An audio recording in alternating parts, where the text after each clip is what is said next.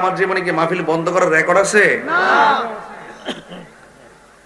আমি যদি আপনাদের দুঃখ মানতে পারি, আমার কষ্ট কি একদিন আপনারা দুঃখ মানতে পারেন না? এই মাহফিল কমিটিগুলোর তারা এইভাবে একটা হ্যারেন্স করলো আজকে। প্রত্যেকটা জায়গাতেই বিতর্কত কিছু দুষ্ট প্রকৃতির লোক থাকে, ঠিক না বেটি? তারা এই সুযোগে চাচ্ছে কি যে আমার ভাবমূর্তি নষ্ট করবে, আর মাহফিল কমিটিদের সাথে তাদের কোনো রিশ থাকলে, প্রতিহিংসা থাকলে এটার কি করবে? প্রতিশোধ নিবে। এটা ভালো হয় নাই, কথা বলেন ঠিক কিনা? আরে নামাজ ফরজ, নামাজ কি ফরজ। এখন আপনি দাঁড়ায় নামাজ পড়তে পারেন না, আপনি কেমনে পড়বেন? বৈশা পড়বেন। আর বৈশা নামাজ পড়তে পারেন না, কেমনে পড়বেন? শুইয়া পড়বেন। শুইয়া নামাজ পড়তে পারেন না, কেমনে পড়বেন?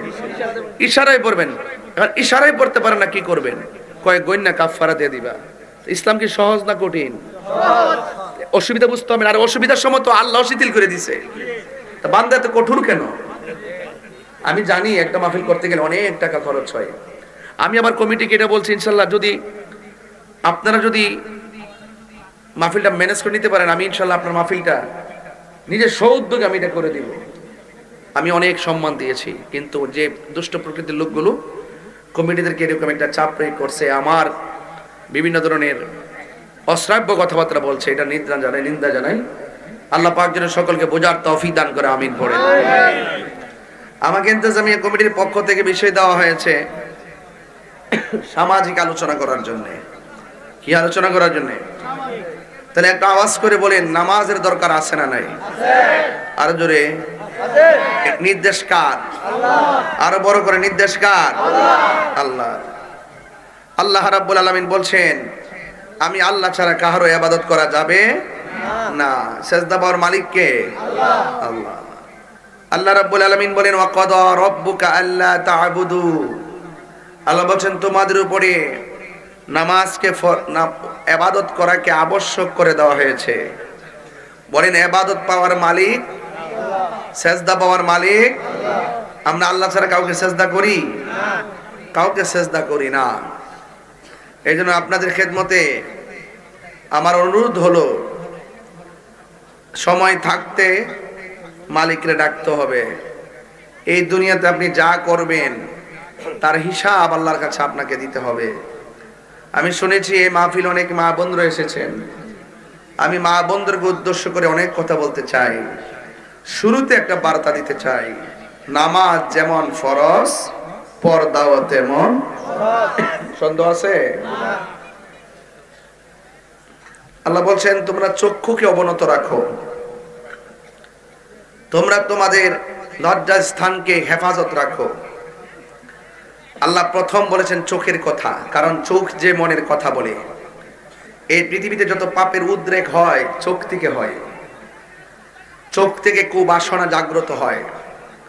শয়তান নাফসে এই যে কালবের পাশে একটা খন্নাস বসে থাকে, এই খন্নাস আপনাকে অন্যায়ের দিকে ধাবিত করে। এই খন্নাসকে যদি কালব থেকে দূর করতে চান, তাহলে আপনাকে বেশি বেশি আল্লাহর জিকির করতে হবে, ঠিক না বেটি? তাহলে আজকে বিদায় বেলা একটু জিকিরও হোক, আপনারা চান কি চান না? রাজি আছেন কিনা? ইনশাআল্লাহ, আলহামদুলিল্লাহ। জিকির শুধুমাত্র আল্লাহ আল্লাহ বলার নামে জিকির না। আল্লাহ পাক এই যে কোরআনটা নাজিল করছেন, কোরআনের ভাষায় কোরআনকেও বলা হয় এটা জিকির। আল্লাহ বলছেন, ইন্না নাহনু নাযালনা যিকরা। আল্লাহ বলছেন, নিশ্চয়ই আমি জিকিরকে নাজিল করেছি। এখানে জিকির মানে আল্লাহ আল্লাহ না, এখানে জিকির মানে হলো আল্লাহর কোরআন। জোরে বলেন সুবহানাল্লাহ। ইন্না নাহনু নাযালনা যিকরা ওয়া ইন্না লাহু লাহাফিজুন। আল্লাহ রাব্বুল আলামিন বলেন, নিশ্চয়ই আমি কোরআনকে নাজিল করেছি। এখানে ইন্না নাহনু নাযালনাল কুরআনা বলে নাই, আল্লাহ বলে ইন্না নাহনু নাযালনা যিকরা। জিকির মানে শুধুমাত্র নামাজ নয়, জিকির মানে আল্লাহ আল্লাহ নয়, আমার আল্লাহ। জিকির মানে এখানে কোরআনকে বোঝানো হয়েছে। তার মানে জিকির অনেক বিষয়াদি আছে, এর মধ্যে একটা হলো জিকির মানে আল্লাহর কোরআন। আর এই জিকির যখন আপনি করবেন, জিকির মানে স্মরণ করা। কথা কোন ঠিক কিনা বলেন? জিকির মানে হলো স্মরণ করা। কোরআন তেলাওয়াত করে স্মরণ করব কাকে? নামাজ পড়ে স্মরণ করব কাকে? আল্লাহ রাব্বুল আলামিন বলেন ফাযকুরুনি আযকুরুকুম ওয়াশকুরুলি ওয়ালা তাকফুরুন। আল্লাহ রাব্বুল আলামিন বলেন নিশ্চয়ই আমি আল্লাহ বলেন তোমরা যদি আমি আল্লাহকে স্মরণ করো আমি আল্লাহও তোমাদেরকে স্মরণ করব। আমরা আল্লাহকে স্মরণ করব নামাজের মাধ্যমে, আর আল্লাহ আমাদেরকে স্মরণ করবে আমাদের জীবনের গুনাহগুলো ক্ষমা করে দেওয়ার মাধ্যমে। আমাদের গুনাহ আছে না নাই? যা কেউ দেখে না, দেখে কে? এমন কিছু গুনাহ করছো ডানের মানুষ জানে না, বামের মানুষ জানে না, মা জানে না, ভাই জানে না গো, জানে একজন, তিনি কে? এই জন্য আল্লাহকে ফাঁকি দেওয়া যাবে না। এই জন্য আল্লাহ বলেন আমি আল্লাহ তোমাদের উপরে ইবাদত করাকে আবশ্যক করে দিয়েছি। এই জন্য ইবাদতের মধ্যে সর্বোত্তম ইবাদত হলো নামাজ। এই নামাজের দরকার আছে না না? হ্যাঁ বন্ধুগণ, নামাজ হলো আল্লাহর কাছে সেরা ইবাদত। কেন? কারণ এই নামাজটা বান্দার জন্য হাজিরা। বান্দার জন্য কি? আমার দেশে ফ্যাক্টরি আসেনি, 20 দিন যদি চাকরিতে না যায় বেতন দেয়নি, বেতন কাইটটা দে মালিকানা পাইয়া, অথচ আমার আল্লাহর হাজিরা দিতে বলছে দৈনিক কয়বার? কেন? আল্লাহকে বান্দা খাইবি, ঘুমাইবি, চলবি, কিন্তু মাঝে মাঝে একবার আইসা, 3 বার আইসা, 5 বার আইসা কপালটারে নাক দিয়ে নাকটারে মাটির মধ্যে লাগাইয়া কবি আমি আল্লাহ তোর রব, তুই আমার বান্দা। বাস হাজিরা হয়ে গেল, হাজিরা হয়ে গেল। এই জন্য নামাজটা শুধুমাত্র হাজিরা। এই হাজিরা যে দিনের পর দিন বন্ধ করতেছেন, রাইতের পর রাত বন্ধ করতেছেন, আমার আল্লাহ কি আপনার রিজিকের দরজায় তালা মারছে?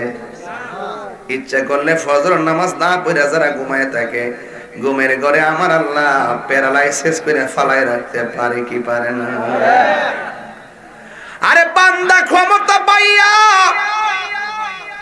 হাজিরা না দিলে বেতন কাইটা দে, কিন্তু আমার আল্লাহ হাজিরা না দেওয়ার কারণেও তোমার সকাল বেলা খাওয়াইতেছে, দুপুর বেলা খাওয়াইতেছে, রাইতের বেলা ঘুম পাড়াইতেছে। ইচ্ছা করলে কিন্তু একটা মাছের কাটা গলায় লাগাইয়া তোমার রিজিকের দরজায় তালা মারতে পারে।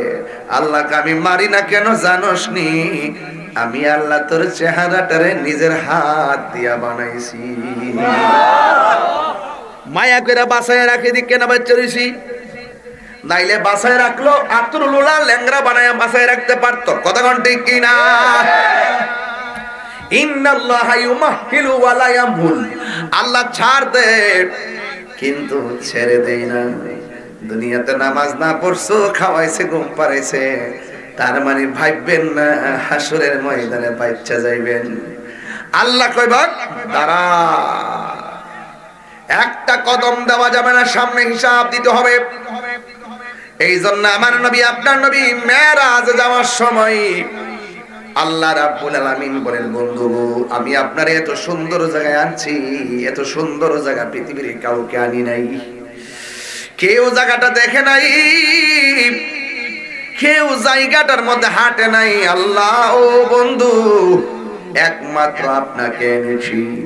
আমার নবী সুন্দর পার্ক দেখা চোখের পানি ফালাইয়া কান্দে, নবীরে সান্ত্বনা দেওয়ার জন্য আর একটা সুন্দর জায়গায় নিয়ে গেছে, আর একটা সুন্দর জায়গায় নিয়ে গেছে, আর একটা সুন্দর জায়গায় নিয়ে গেছে।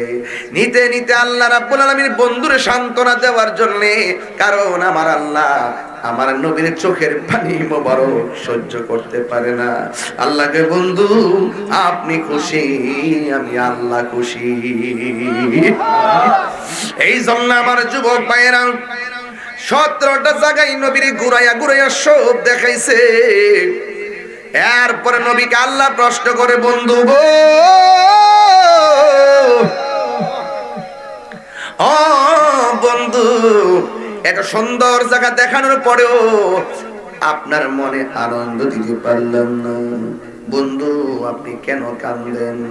আমার নবী বলে, আল্লাহ গো,